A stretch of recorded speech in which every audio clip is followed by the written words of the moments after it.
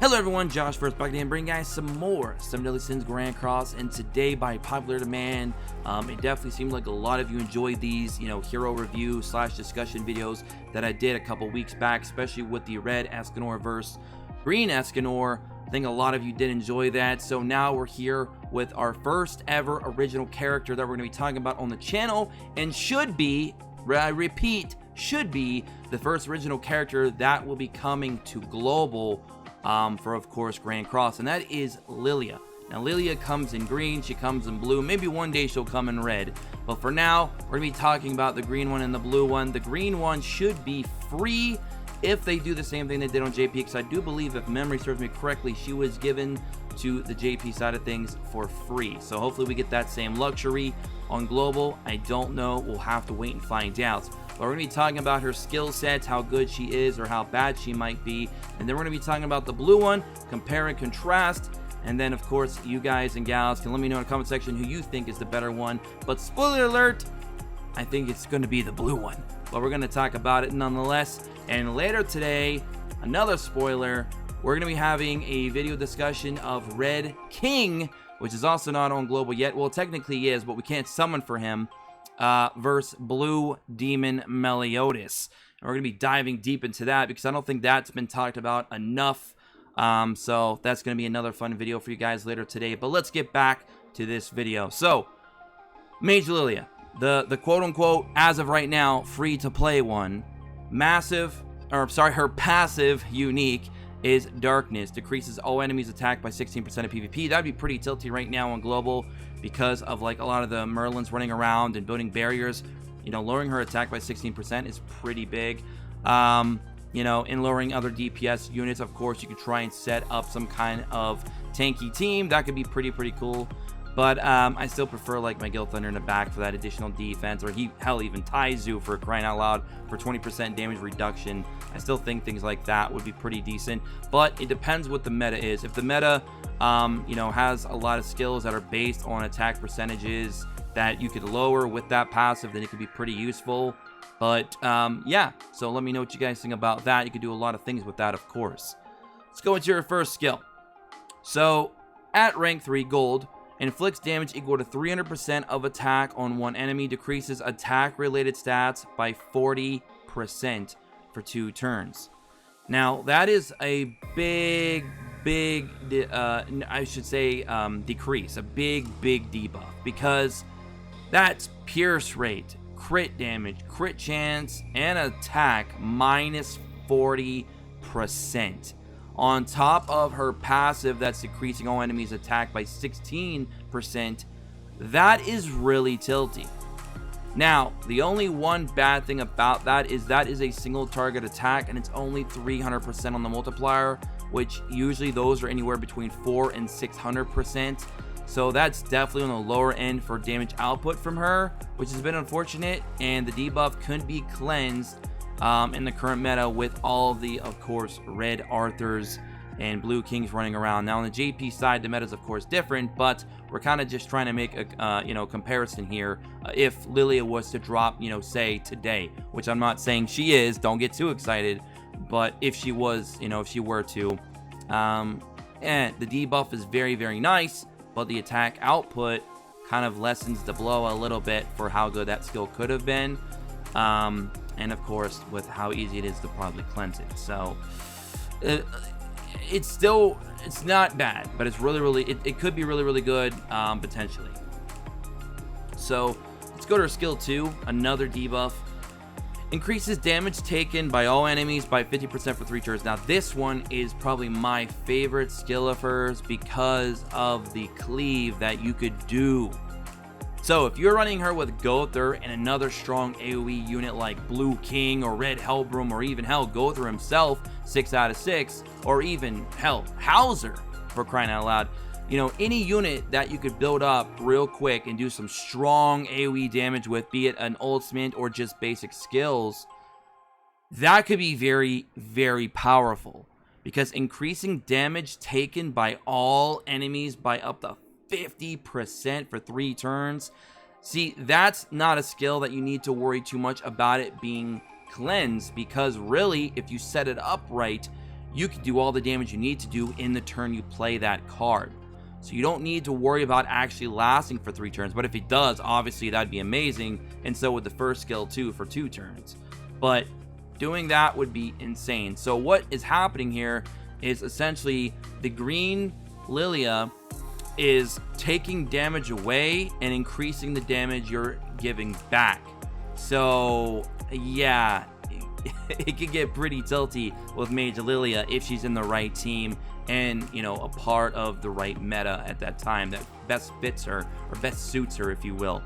Now, she does not have a combined attack, so she does not have you know, combined link units. She inflicts damage equal to 350% all the way up to 525 because her multiplier is only 35% of attack on all enemies. Decreases skill ranks, then depletes the ultimate move gauge by the number of skill decreases. So that's similar to, you know, like Hauser's ult, for example. And it goes up to 525 at 6 out of 6. She's associated with Valency, which will be a video for another day. Crit resist 24.6%. And her other association here goes up to crit chance plus 19.2% if you link her to Merlin. She also gains some lifesteal if you link her up to Hendrickson. There you go. And her base attack is 520. She's got 3760 on combat class, which is pretty good. That's around middle of the road, not bad. HP 6k, defense 3000, pierce rate 50%, which is very nice. Resistance 40%. She has a low, and I mean low, crit chance though. So unfortunately, linking her to Merlin might not be the best thing to do. I would honestly probably better off. You'd probably be better off linking her to perhaps Hendrickson for the 12% lifesteal over the crit chance, because that is only putting you at almost 30%. And then if you add cosmetics, you might be able to squeeze maybe 35, 40 if you're lucky. So it's still very, very low. Not to mention her crit damage is pretty low anyway. So it's not really a unit you really need to focus too much on crit chance and crit damage.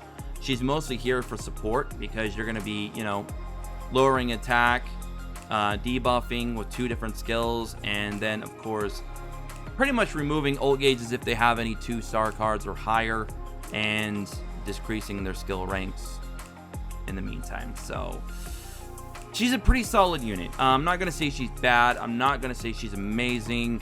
On a scale of 1 to 10, she's a very good PvP unit. Outside of PvP, I'm not really seeing too much use for her. Obviously, her passive only works in PvP.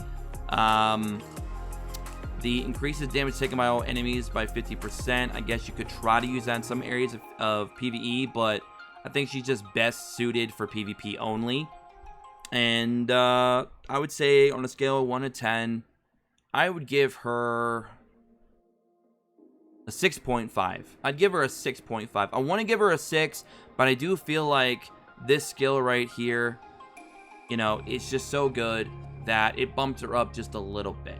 I wish she had more damage on her single target. That's a big, you know, disappointment for me. And I wish this was not just PvP only. If this was just like decrease all enemies attack by 16%, just flat, then you could use her in more areas, which adds more value. Because if we just, you know, if we just graded her based on just purely PvP, that'd probably put her up to like a 7, 7.5.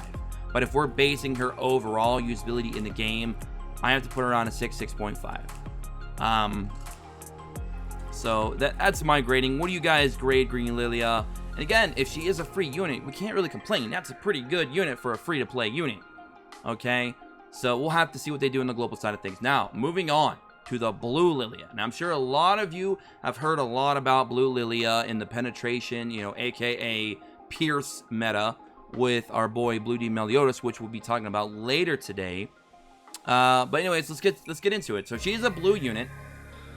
Her passive Dark Symphony increases all allies' pierce rate by 50% of the value of the hero's pierce rate.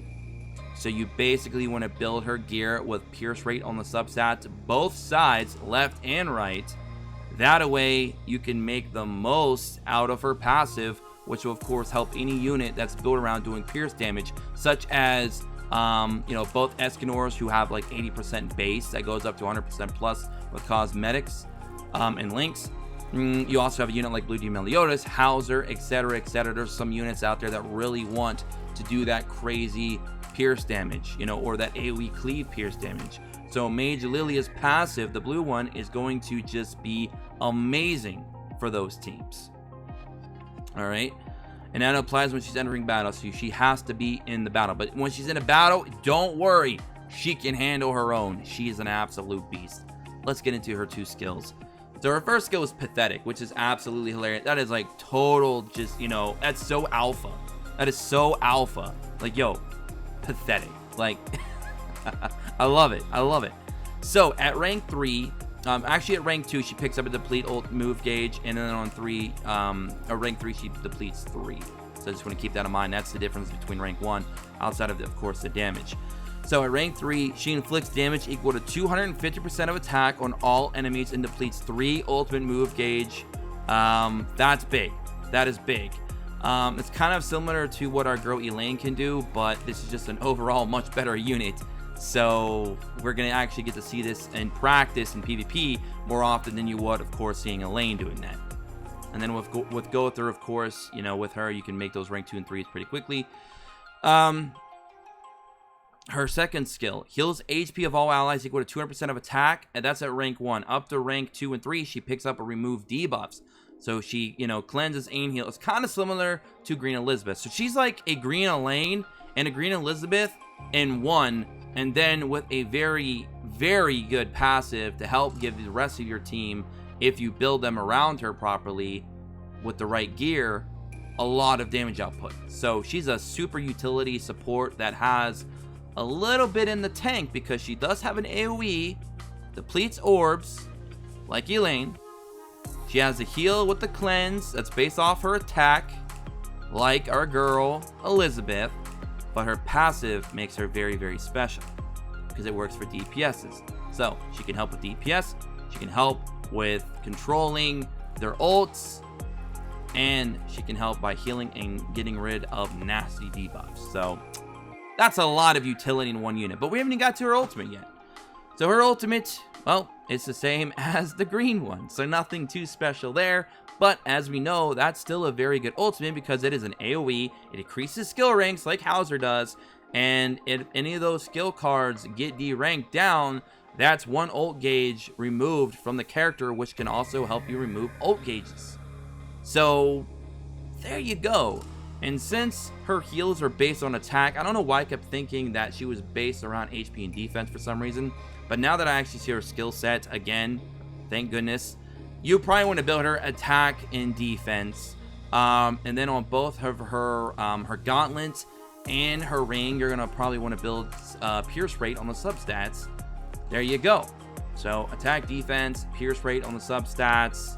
And you're going to get a lot of heals. You're going to remove debuffs. You're going to deplete ult move gauges. You're going to just do a lot of different things. You're going to increase all your other units' pierce rates by a crazy amount. And then her ult can even hit a little bit as well if you have her 6 out of 6. So she is a very, very good PvP unit. This is going to be one of those PvP units that you don't want to miss out on. She's very, very strong. So much utility. Her stats are also the same as the green one. All these stats are exactly the same as they tend to do. The links and associations obviously are the same as well as the green ones. We're not going to go over those. But yeah, you guys and gals, let me know, what do you think? Is the green Mage Lilia better than the blue one, or is the blue one better than the green one? My obvious pick, of course, as I said earlier in the video, is the blue Lilia.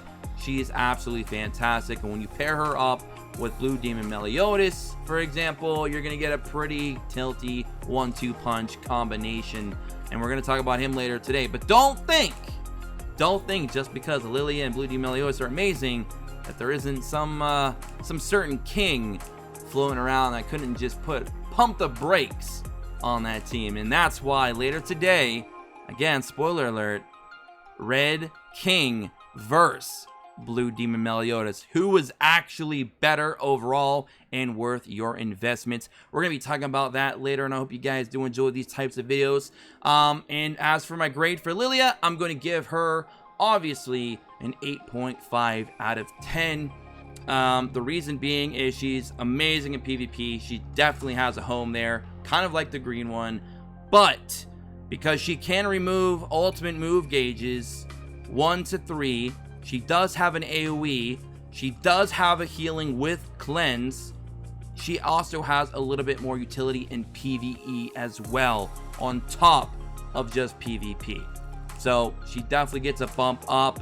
And yeah, so there you guys have it. That's my review on these two amazing units. The green one maybe not so much amazing as the other, but hey, it might be free. Might.